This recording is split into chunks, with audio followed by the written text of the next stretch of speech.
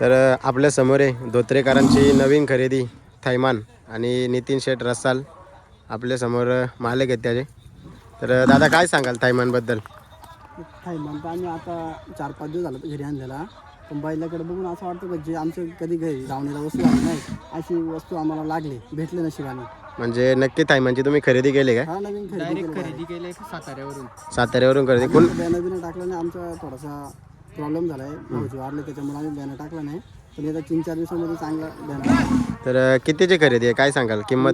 खरेदी 5-5.5ची खरेदी आहे. 5-5.5 लाखाची खरेदी आहे काय? तर काय बघून खरेदी केला काय सांगाल? काय नाही बघून खरेदी केलं, बैलाचं रूप आणि त्याची ती चालण्याची पालण्याची पद्धत आहे ना, दुसरा असताना त्याने आपल्याला जेवढं टॉपला आता पलतं त्यांनी सगळ्यांना टाकलेले.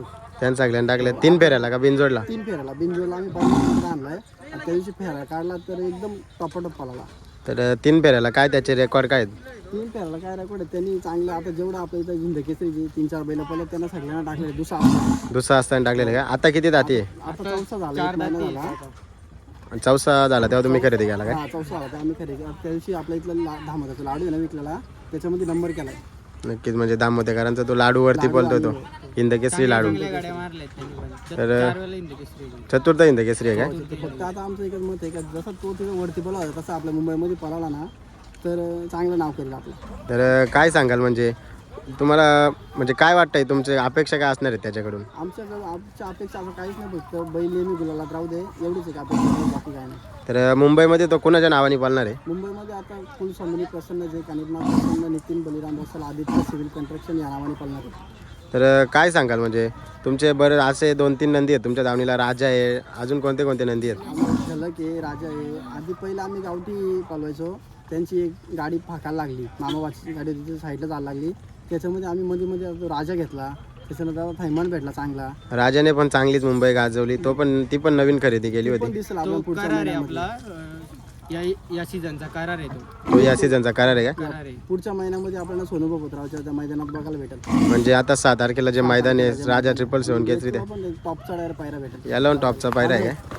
तर काय सांगाल याचा स्वभाव वगैरे कसा आहे याचा? स्वभाव तर एकदम शांत आहे, फक्त जरा 2 पायाची उभं राहायची सवय आहे. ती पहिल्यापासून आहे, आदत पासून आहे त्याला ती सवय 2 पायांवरती. बरं मग कसं बघताय तुम्ही याच्याकडे, का तुम्ही कसा सांभाळ वगैरे कसा कराल याचा आता? मग आम्ही सांभाळतो काय, 3-4 दिवस झालं काय आणल्यापासून जास्त काही खाईत पण नाही. त्याला एकच खायला भेटतं, चिकू आणि दूध, बस. बाकी काय जास्त खायचंच नाही. चिकू आणि दूधच काय? चिकू त्याला किती 5-10 किलो दिलं रोजची तरी चिकूच खातो फक्त, बस. आपले म्हणजे त्यांची सवय आहे काय ती?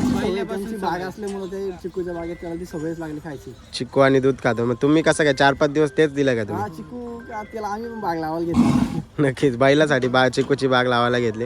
नक्कीच हेच प्रेम पाहिजे. तर काय सांगाल तुम्ही, यंग युवा पिढी आहे तुम्ही या बैलगाडी क्षेत्रामध्ये? एकदम आम्ही म्हणजे या क्षेत्रामध्ये एकदम नवीन आहेत, पण फक्त एक असा का एकदा बैल थांबला ना तर मालक पण थांबला, असं समजा. बैल पण तोपर्यंत या शर्तीमध्ये किंमत आहे, नाही तर किंमत नाही कोणाला. गावठी असो नाही तर किल्लार असो, बैल पळत असो तर ठीक, नाही तर संपला. तुम्ही किती पण वायदे द्या, किती पण द्या, कोण कोणाला पैरा देत नाही.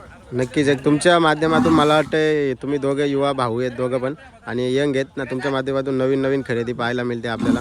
तर काय सांगाल तुमचे वय सांगा ना पहिल्यांदा? माझे वय आता 22 आहेत. माझ्या 18 आहे. तर काय सांगाल तुम्ही म्हणजे नवीन येणाऱ्या पिढीला काय सांगाल? तुम्ही पण बैलगाडा क्षेत्रामध्ये नवीन आहेत, काय सांगाल? नाही, बलिराम रसाल काहीतरी 2003 पासून शर्ती करते. आमचे आमचा आधी एक घोडा एक बैल होता. तुमचे काय बाबांचे का तुमचे? म्हणजे जुनाच नाद आहे तुमचा.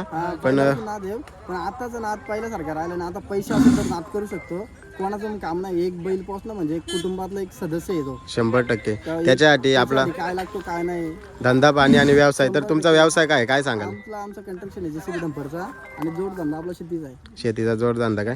तर मग काय बघते याच्यामध्ये म्हणजे बैलाबद्दल काय सांगाल आता? आम्ही बैलाबद्दल तर काय सांगू, आता दिसेल आपल्याला 15 मिनिटात.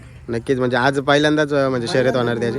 तर सगळ्यात महत्त्वाचं असतं ते म्हणजे सुट्टी मेकर, ड्रायव्हर, ते कोण कोण येते आपल्या याच्यावर? गोविंदाचा सुट्टी मेकर आहे ना, प्रणित निलदे, आविष्कार भोईर, ते तेच दोघं बैल सुट्टी करतो आपलं, जे गोविंदाला सुट्टी करतात ना ते. आणि ड्रायव्हर आपला बारकाय असतो, आज नितीन धुले नाव फिरवलं, तो त्या गाडीवरती बसेल असा अंदाज आहे.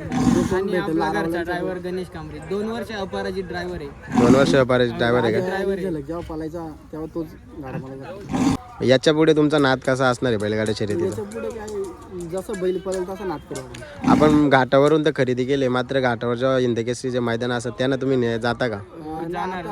पहिल्यांदा आपले 4-5 दिवस झालं, पण याच्या पुढे जे होतील त्यांना 100% जाणार.